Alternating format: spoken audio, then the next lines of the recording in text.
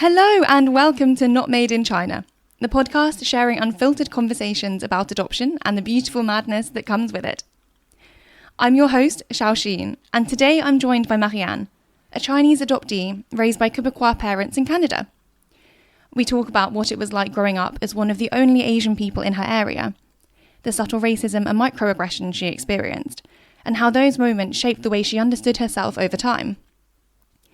We also get into reconnecting with Chinese culture, the books and stories that helped Mariane put language to parts of her experience, and the poem she wrote exploring identity, adoption and belonging. As always, we have a lot to chat about, so let's jump into it, and I hope you enjoy eavesdropping on our conversation. Mariane, thank you so much for joining me, and welcome to Not Made in China. Well, thank you for inviting me, a random person on the internet. To start with, I'd love it if you could tell us a little bit about your background and how it was growing up with your parents in Canada. I was adopted because of the one-child policy in China, of course. I was found in Shaoguan, Guangdong, China. I was adopted by two Quebecois Canadian white parents, and yeah, I have like the normal childhood, I guess. I was raised like a white girl, I'd say. Yeah, just like a normal Quebecois childhood, but with me being Chinese, so slight differences, but generally just like a normal white childhood. Of course, and I'd love to know a bit more about the environment you grew up in. Was it particularly diverse, or were you one of the only Chinese people around? It was a bit diverse. I do think I was the only Asian, but like I wasn't the only person of color, but it was, of course, predominantly white, but not just white, so I wasn't completely the only one. And how did you find that growing up? Did you feel like you just fit in, or were there any moments where you felt a bit different? I don't particularly remember a lot of my childhood, but I do. My mother actually wrote things when I was young in her own like journal to give me when I was older. And something that I've forgotten, but I've read from her, is that one day I came from school and I said to her, "Oh, I don't want to be Chinese anymore." Probably, and she guessed that it was probably children making fun of my eyes. This instance I don't particularly remember, but I do remember like the common joke. In English, I think it's like Chinese, Japanese, dirty knees, but in French, it's with moving the corner of the eyes, of course. It's Chinese mom, Japanese dad, confused, mixed baby, because confused and mixed in French are like the same word. So I remember that joke when I was a kid, but when I was a kid, of course, I didn't realize that it was racist. I just thought it was a common joke. It's always so mad looking back and seeing those things you go through as a child. But of course, as you said, when you're going through it, you don't recognize it as racist. But when you would kind of experience those jokes, did you tell your parents, and were they the ones to kind of tell you, actually, this isn't okay? No, actually, this is the kind of stuff that my own family didn't know it was racist. Because I mean, I might talk about it later, but there's this kind of view, and it applies to racism, sexism, and all different issues. But there's this kind of view that these forms of discriminations are only discriminatory when it's like outright hate or rejection or insults. But the smaller things like that, they are not seen as racist and sexism. So they kind of like, it's kind of like, oh, it's just a joke, or oh, it's just ignorant, but it's not racist. That sounds really challenging to navigate. Do you remember any particular moments where things happened to you, whether it was microaggression or subtle racism, and it was just brushed off as, oh, it's just a joke? Yes, I've realized it more recently because, well, growing up with that kind of mindset of, oh, it's just ignorance, it's not racist, or it's just a funny joke, a family joke. Actually, this joke that was told to me by the other kids, it was a joke that was first told to me by my family, so I thought nothing of it. It was just like just a joke, right? So growing up with that mindset, I realized only that it was a racist joke when a friend of mine at the age of like 17, 18 years old told me, yeah, no, it's kind of racist. It's kind of bad. And I was like, oh, okay. And then I've noticed more because now I realize what microaggressions are and what the subtle forms of racism are. So these racist microaggression instances is more something that I've noticed in recent years. And yes, of course, like the classic, ni hao, or oh, you Chinese, right? And just like, of course, I'm Chinese, but just you're a stranger, and it doesn't really matter what ethnicity I am. So why ask me and not like the next person? It's not really a microaggression in itself to ask someone their ethnicity, but it's just like there's a reason why you ask me and not like the next person, you know?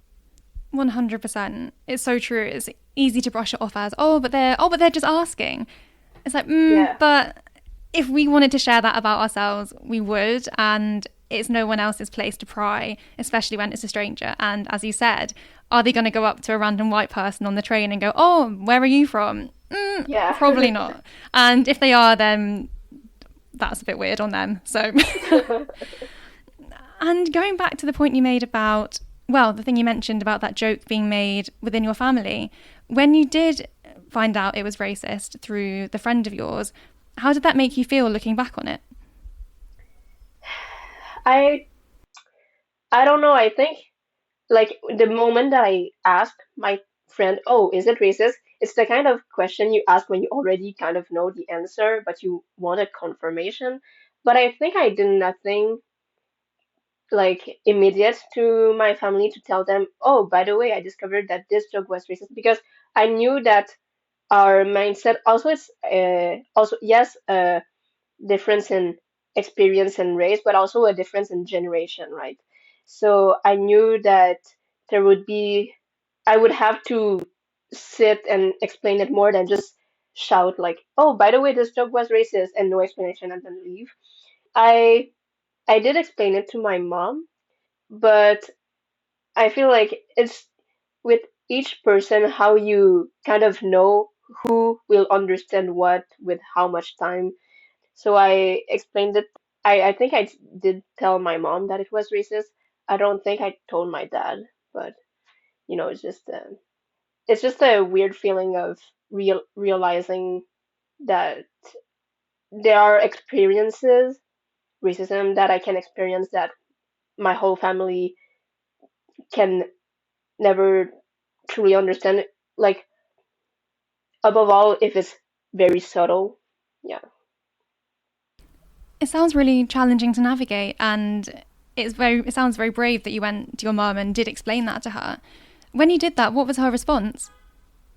I don't particularly remember for that joke, but I do remember that we've had some talk about because recently, well, like 2 or 3 months ago, I did have like a client at my work who was who did some microaggressions. Like also he might have been like drunk a bit, so pass it on that. But like just like insisting on knowing, oh, where I was born, and then saying ni hao, and then he was not like he was not mean. He was just like very insistent on the questions. And when I first told my mom, her first reaction was, "Oh, I maybe he just didn't know how to approach you, and he wanted to talk to you because you're beautiful." And after that, like, "Oh, he's just ignorant." But it's always like brushing it off as other stuff than, "Oh, but he might be a bit racist." that kind of annoyed me. So after that, I told her like he might have been attracted to me for some reason, or he might have been ignorant, but that doesn't take away the fact that it's still racist. Absolutely. I think you make such a good point there. Multiple things can be true at once. We're Hmm. not saying this guy is the fountain of all evil, but that's racist behaviour. Those are microaggressions, and that's very black and white. And I'm sorry you experienced that. And it sounds challenging when you tell someone about it and it almost gets a bit dismissed. Yes, but I have a better support system with friends of course, like white or people of color, but like from my generation, I think I'm with a group of friends who understands these kinds of stuff. And of course, like I said, like generation differences, there are some things that we understand differently. Absolutely. And I'm really glad you have that support system around you and people who just get it and don't dismiss how you're feeling or your experiences. And another thing I'd love to talk about is how you saw your identity growing up. Did you feel particularly Chinese at all, or is that something that's kind of developed over time? So I think it developed more towards the end of high school. So I would say like 16 years old, I guess. So growing up, I saw myself as a white kid, basically. And I think the mindset that I had a lot was I don't know how I'm more different than this blonde girl is different from this brown girl. Like they have differences and I have differences, but how are my differences different from their differences? I think that Mhm. was a lot of the mindset I had. But of course, like logically, I knew that I was Chinese, but I think I never internalized it. But a bit like I said, there's a lot of stuff I don't remember from my childhood, so it's a bit vague. But I do remember it was more towards 16, 17, 18, and even to today that I'm realizing more like, oh, I'm Chinese, but not only am I Chinese, I'm an adoptee, but also being a Chinese Canadian, I'm not just Chinese from overseas. I'm also technically part of the community of Chinese Canadians, but also the Asian immigrants. Like just realizing a lot of stuff like this, and I'm just like, whoa. I can imagine it can feel quite overwhelming trying to figure out, where to place yourself. And I suppose it gets to a point where you realise actually you don't need to put yourself in one particular box. You can be a mix of all these different things. And do you find it's been kind of I know the word journey is very cliched, but like a journey kind of figuring out what it means to you to be a Chinese Canadian adoptee and not really worrying about fitting into a particular box? I mean, I know like logically that we don't need to fit in like 100% and have all these criterias to be a real Chinese or whatever, but it's easier to say than to be done. So like logically I know, but there's still like feelings of like, oh, I wish I was a real Chinese, you know. So yeah, it's a disconnect between the mind and the heart sometimes. That's completely understandable. And when you say real Chinese, what do you mean? I'm not sure if this is accurate for all adoptees, but when I think about like quote unquote real Chinese, I just think about, as a Chinese person who grew up in China or either like immigrants who are still close to their culture, their roots, and have, of course, biological Chinese parents. So sometimes there are stuff like the stereotypes or that just reminds you, oh, I'm not a real Chinese because I don't do that, for instance. And I know we've also talked about, well, you just mentioned the time around when you were sort of 16, 17, and starting to reconnect with the Chinese part of yourself, or you started to navigate what that might look like. I know you mentioned a couple of books, so How Chinese Are You? Older Sister, not necessarily related, and All You Can Ever Know. I'd love to know how those have shaped your thinking and what influence they have had on the way you see yourself today. Yes, so the first book I've encountered was How Chinese Are You by Andrea Louis, I think it's pronounced. This is more of a big essay thesis, so it can be quite complicated to read, but it was very interesting. It's a basically it's an anthropologist who followed like a group of adoption of mostly white parents, but I think also Asian American parents. So it's mainly set in United States. This book, so she followed them. She went to China with them to get the babies and then come back. And then she did a very long study. She was there when they were babies, and she interviewed some of these babies, now teens. And she interviewed the parents, and it was very interesting. Like it talks a lot about adoption, the history of adoption. Now I'm going to concentrate on the United States, although I'm from Canada, because this is the knowledge that I've read from it. But the history of adoption coming from the religious missionaries.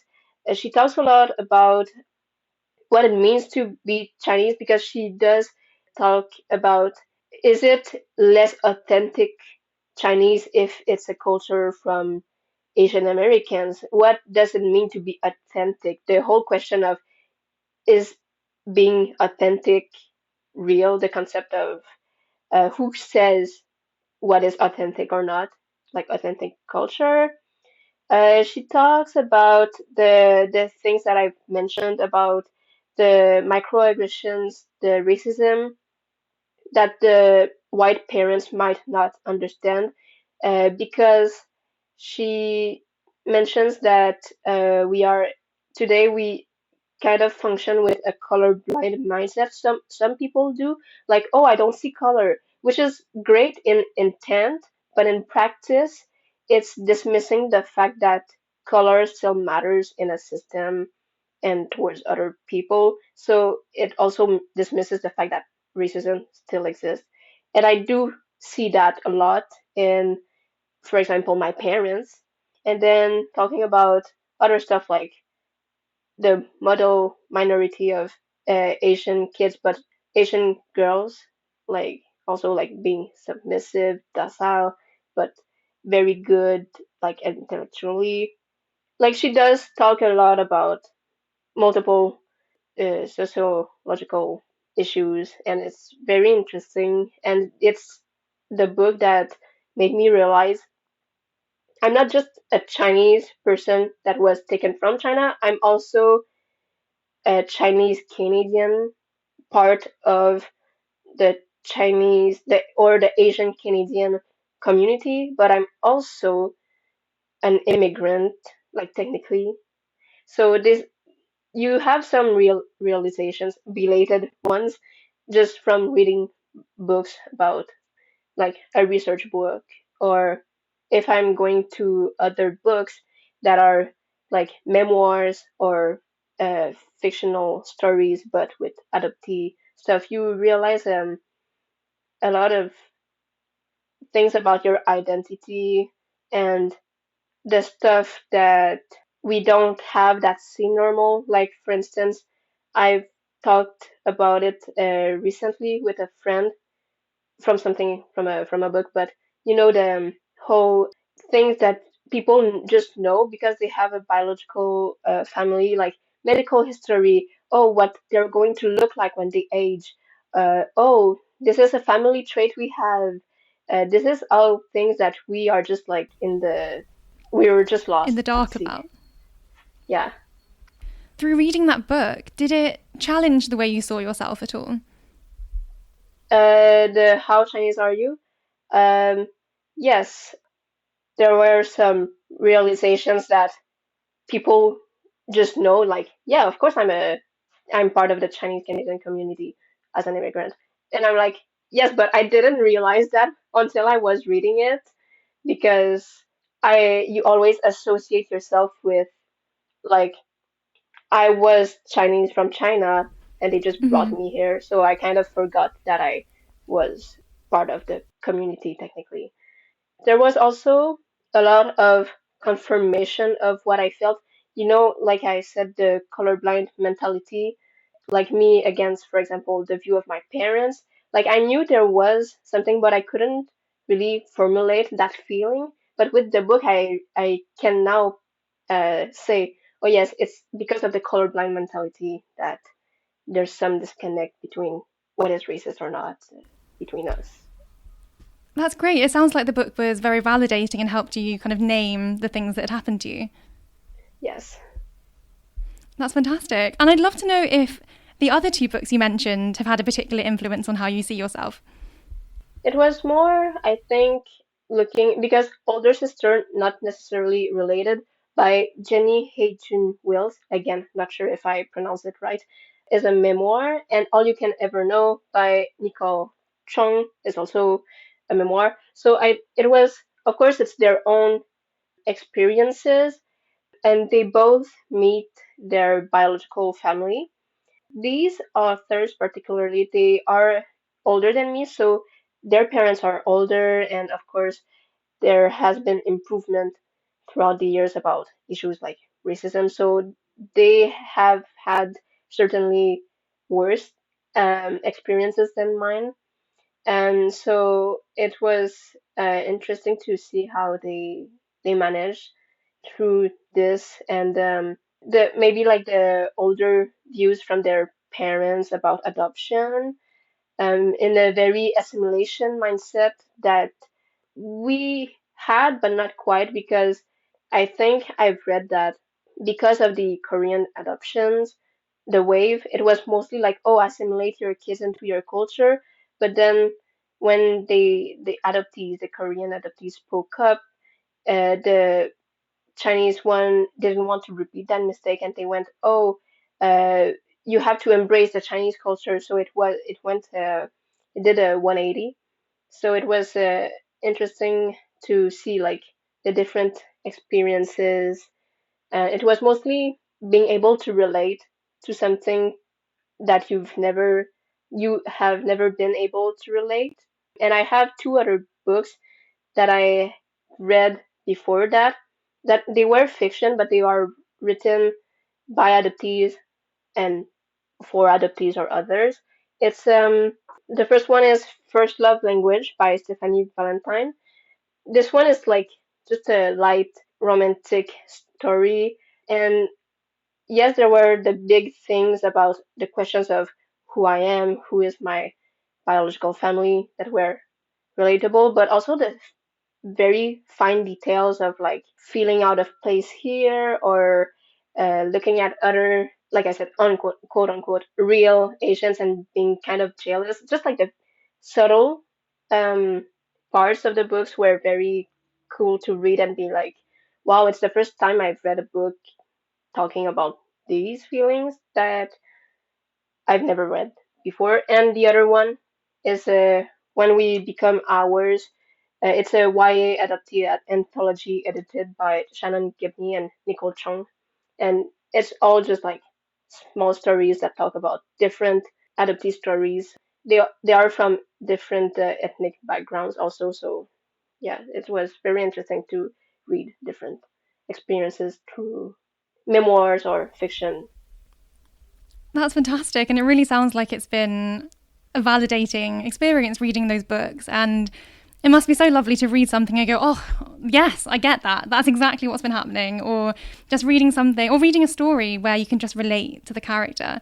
Because as adoptees, it is quite unusual for us to read a mainstream book or watch a TV show and see a character we can truly resonate with. So I'm so glad you have those books as references, and I really hope they'll help other people as well who are listening. Yes, it's yes, like oh wow, I can relate, but also they get it, you know? Like the feeling Yes. of they get it. And also, when it comes to reconnecting with cultural identity, what has reconnecting with cultural identity looked like to you? So I think I can say that I'm overcompensating, but it's okay because I accept it. So I've tried to reconnect all the ways possible. I've like maximized. Right now I'm studying at university in the East Asian Studies program. This is my major. This program is basically all the courses related to China, Japan, Korea, and you take whatever subject you are interested in. So there's like economics, politics, history, languages. I'm more towards languages, history, literature. So I'm taking mostly those classes. I have been learning Mandarin for 3 years, like a bit more, but then the progress kind of stopped and then started back. So I will say 3 years. So yes, I'm reconnecting with my culture through academics, language, of course, the usual ways that everyone does. So like buying stuff, food. I'm also reconnecting. This is kind of recent, but I'm also reconnecting through fashion. Right now, I'm wearing hanfu, which is the traditional Chinese clothing, well, of Han people, and makeup also because I've just always loved to express myself through fashion. Before that, I wore a lot of emo clothes because I was emo, but I'm also like, still emo, but whatever. So now I have a lot of Hanfu and Qipao. Qipao is more known. And yeah, now I'm reconnecting with more the adoptee side. So like all the books I've mentioned.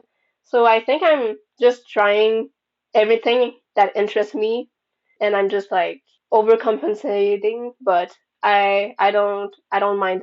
The allegations are true. I think even, I know you say it's overcompensating, but from my perspective, it looks like you're just fully embracing it. And that's such a beautiful thing to see. It really is.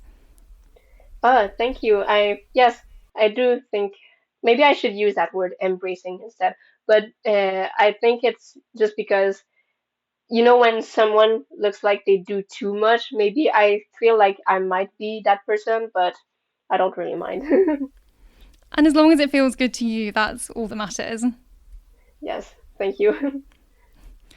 And how has it felt reconnecting with yourself in all these different ways?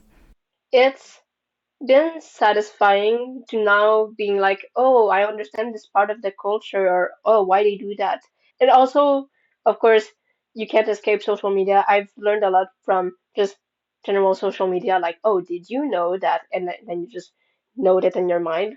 But also, I think the more I dive in, like for anything ever, any field, the more you learn, the more you know what you don't know. And you can't possibly know everything about a field because it's just impossible. There's too much to know, but I'm still trying to like, oh, I want to know everything that I can and when I have time. So yeah, I think I answered the question. Yeah, perfectly. And continuing on the thread of reconnecting with that part of yourself, I know you've written a beautiful poem, and before we share it, I'd love it if you could tell us, first of all, what it's called, and also how that's helped you process your identity. And then I'd love it if you could read it for us. Yes, so my poem is I wish I could write this poem in Chinese. So just this title encapsulates the feeling of I wish I had that language that I didn't have to learn right now. So I've always been a writer since I was young.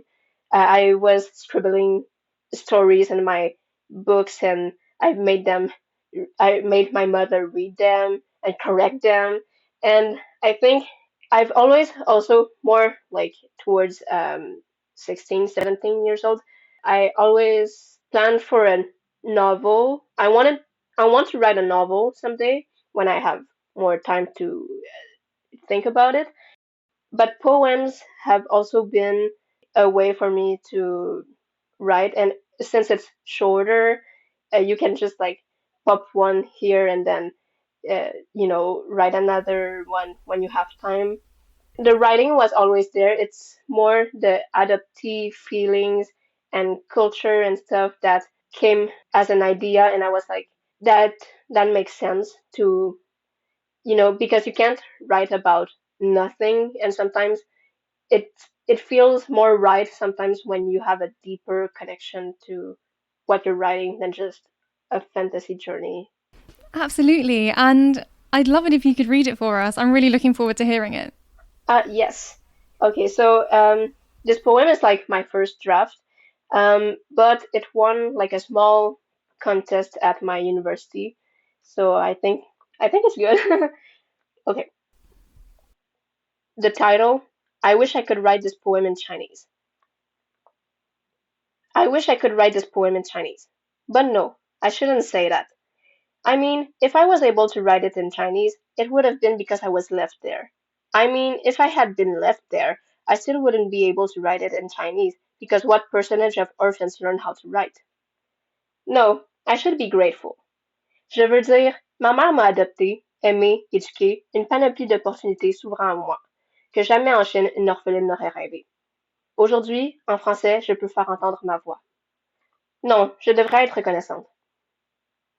O sea, si yo no tendría mi vida en Canadá, si yo no tendría la oportunidad de descubrir mi pasión, hablar y escribir en estos lenguajes, no podría.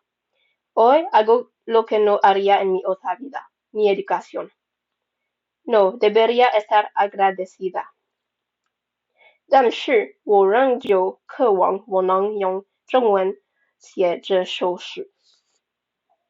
我想说，如果人生可以重来，我一定会说一口流利的中文。我不会那样说话，像老外。我一定是一个真正的中国人。不，他们说，我应该心存感激。Then how ungrateful of me to still wish I could write this poem in Chinese. How ungrateful of me to wish I had another language instead of the ones I have. Why would I want to train more abilities for less? These languages, I carry them with me as badges of education. I use them as little trophies to boost my resume. Which, by the way, did you know that resume is a French word? See, I am privileged, unlike the dirt poor me I would have been in China. See, I am educated. I know French, English, and Spanish, not just Chinese. Why would I want to trade more opportunities for less? No, I should be grateful, they keep on saying. I should be grateful that I was abandoned, left on the gravel, maybe once loved, I wouldn't know, but then picked up to the orphanage I spent 9 months, 3/4 of a year, a baby with no identity, no past, given only a random name and the same family name as everybody else in here. A faceless product shelved away in the countless rows of baby girls, who had been given up on before they had been given a chance. Another mouth to feed quickly, maybe show her a millisecond of love, before doing the same to the next 100 ones. I should be grateful that I was adopted, a commodity to sell and to be bought, disguised in the embellished labels of adoption, and not child trafficking. But truly, I wouldn't know. So many were kidnapped and sent away. Another souvenir brought back to Canada with the stamp made in China. I should be grateful to have been given the things I already had before I lost them all, or rather, were stripped away from me. A name, a past, a future, a family, a home, a culture. Isn't it easier to erase and begin anew rather than to fix what's broken? Oh, won't you tell me that I should be grateful now that I unglorified what adoption truly is? Won't you tell me that I should see how beautiful, not painful, adoption is, to public opinion I have to please? Adoption begins with loss, and this is nothing to gloss over. What I truly mean when I say, I wish I could write this poem in Chinese, I mean that I wish I didn't lose a part of me in the first place. I mean that I lost all that belonged to me. But nobody stole it from me. I was the stolen one. I mean that I wish I hadn't lost my first years, my first language. I mean that I wish I didn't have to study it for 10 years before sounding like an elementary school kid. I wish I could pick up a pen, close Google Translate, close Pleco, and let the words flow. I wish I could write this poem in Chinese. Thank you so much for reading it. It's such a beautiful and such a poignant poem. I feel like there are so many important messages weaved into that. I'd love to know, what would you like a listener to take away from the poem? The message of, oh, you should be grateful. Of course, we all know this one as adoptees, and I feel like I want to show them that adoption is not uh, the most beautiful thing there is, that yes, because I am truly grateful about my life, because I was adopted with a loving family, and I have all these advantages that comes with it, like the education that I mentioned. But I want to bring light to, I can have a great life, but also there is a loss that was inherent to adoption, and that loss cannot be like pushed aside and forgotten. And also, I do mention with the labels of adoption and not trafficking, but truly, I wouldn't know, because reading Daughters of the Bamboo Grove by Barbara Demick, and also like another book, there is a very thin line between adoption and child trafficking, a thinner line than people would think. And also because the beginning of the book I just mentioned talks about how the law was enforced, the one child policy specifically. It was enforced with violence, and the picture that people have that people just abandon their child is not true. Some were taken away by force. So I think it's just trying to stop embellishing like the beautiful side, and I wanted to show like what can be lost through the adoption that people might not see. I think you showed that so well. It was really lovely listening as an adoptee because so much of what you talk about is relatable. Mm-hmm. And from my point of view, just listening to it for the first time, it feels like such an honest, beautiful account. And it didn't feel like you were blaming anything or anyone, but you were just saying, look, like, here are the realities. I understand there are beautiful parts of my life, but then we can't deny that this very traumatic thing did happen, and that was completely out of your control. And it's also important to acknowledge what happened and the effects that's had. And it was just a really wonderful way of sharing that narrative that I feel so many of us share. Yes, thank you. I did write that it was like slam poem. I guess it kind of counts as a slam poem, but like listening to this type of poems in particular, they have a way to be very direct that I really like. And also, like, of course, all art is political, but slam poems do, to me, they feel even more like straight up to the point of here's the big issue. And I think this style resonates with me because, like, of course, it's okay for people to make other people learn about issues like more in the soft way, because it's a introduction. You don't want to like attack them, but I feel like I'm more of a direct person who's not going to like at first, yes, I'm going to like be softer to like make you understand, but I feel like I want to be blunt because you cannot like soften a subject forever. Absolutely. And I really respect the directness in your poem. And I guess if we're not direct with people, then quite like 9 times out of 10, they're not going to learn. Really, with what you speak about in the poem, it is so important that people do understand. And why should you in your poem have to be concerned about other people's reactions and change your narrative to soothe them or make them feel better when you're faced with a lot of these things like microaggressions or like people not understanding and using the whole you should be grateful narrative? They're not considering your feelings or where you're coming from in that situation. So then why should you have to try and mollycoddle them after they might have misunderstood something quite fundamentally important about you or an experience you've been through? Yes, I feel like this is a bit more or less like tough love. You can understand something because logically you know and someone explained it to you, but sometimes when you see the raw reality or you hear it from someone, is then that you truly understand them. Like the logical understanding versus like, oh, okay, now I get it.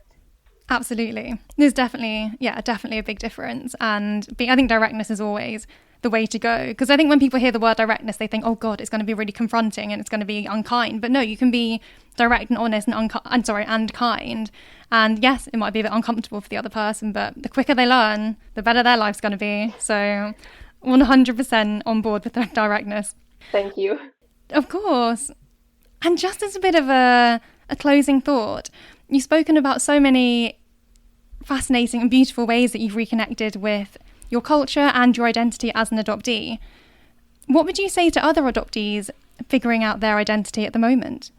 You choose your own path. You know, like not everyone has the same interests, and I feel like that's okay because as adoptees, we have a lot of people telling you, "Oh, you should do that," and sometimes these people pull you in contradictory directions, like, oh, you should learn about Chinese culture, or like, oh no, like, you should, it's fine that you totally just ignore it, or like, oh, you should reconnect with your biological family. No, you should totally, like, your biological family is not your family, it's just your adoptive parents who raised you. And sometimes, a lot of times, these people are well-meaning to, like, I want to help, but the adoptees, we are all different people at the end of the day, and we are the ones who get to choose how we want to. And also, like, it will change over time. Like, definitely, I didn't have the same ideas that I had like 5 years ago, and also because I'm in contact with other adoptees that happen to have different views uh, about this than me. So I feel like just to accept that whatever path you choose, it's okay, and not feel bad to either embrace Chinese culture or ignore it if you don't. If you're not interested in it, it's fine. And if you want to reach out to biological family or not, it's fine. Like, there's so many ways. At the end of the day, we're people, you know. So as much as I bring a lot of importance to my adoption and my adoptee identity, it's not going to be everyone, and it's totally fine if, quote unquote, an adoptee just lives their normal life. It's totally fine. I think that's such a beautiful message to leave people with, and I completely agree. We're all on our own paths, we're all figuring out our own stuff in our own time in a way that feels right for us, and there really just is no right or wrong. Yes. And is there anything else you'd like to leave listeners with before we wrap up? Well, I mean, this is like in the very future, but eventually, like, I want to become a writer. So maybe if any of you are interested, you can follow me on my socials. I have like a small YouTube channel called Mariane Ming's Hobbies. Mariane is written regularly like Mariane, but just with one N because my mother felt special with just writing it with one hand. Um, and right now there's no video about adoption, but I like when I have time, so probably this summer, I wanted to make a video about like the books that I've just talked about, like getting more of my in-depth thoughts, and so I'm like my YouTube biography says, I'm just a girl with too many projects. I kind of want to try writing, I want to do YouTube, I want to do reading, I want to do everything. Perfect. And we can link everything in the episode description, and also on Instagram and TikTok we'll make sure we jot everything down there as well, so people can follow you directly from there. Oh yes, thank you. Of course. And Mariane, thank you so much for joining me. I've really loved talking. Thank you for inviting me in this podcast, and I felt like the title in itself was just brilliant. And not made in China, and just like having a podcast about adoption. I know there are other adoptee podcasts, but you can never have it too much. And yes, you are a great interviewer. I love listening to your podcast, and I mean, now being an interviewee. Oh, thank you so much. That truly means the world. After speaking with Mariane, what really stayed with me is how layered identity can feel as an adoptee. especially when you grow up disconnected from people who look like you or share your background. This conversation touches on the less obvious moments that shape how we see ourselves, but also the ways we can slowly reconnect and make sense of our experiences in our own time. I really loved hearing how books, writing and creative expression help Mariane better understand herself. And I think her poem captured a lot of emotions that many adoptees will recognise, even if they've never quite had the words for them before. If this episode resonated with you, or you know someone who might want to hear it, please feel free to share it with them. We release new episodes every other Tuesday, and you can follow us on Instagram and TikTok at Not Made in China Podcast. I've also tagged all Marianne's socials below, so do give her a follow. Thank you so much for joining us, and we'll see you next time.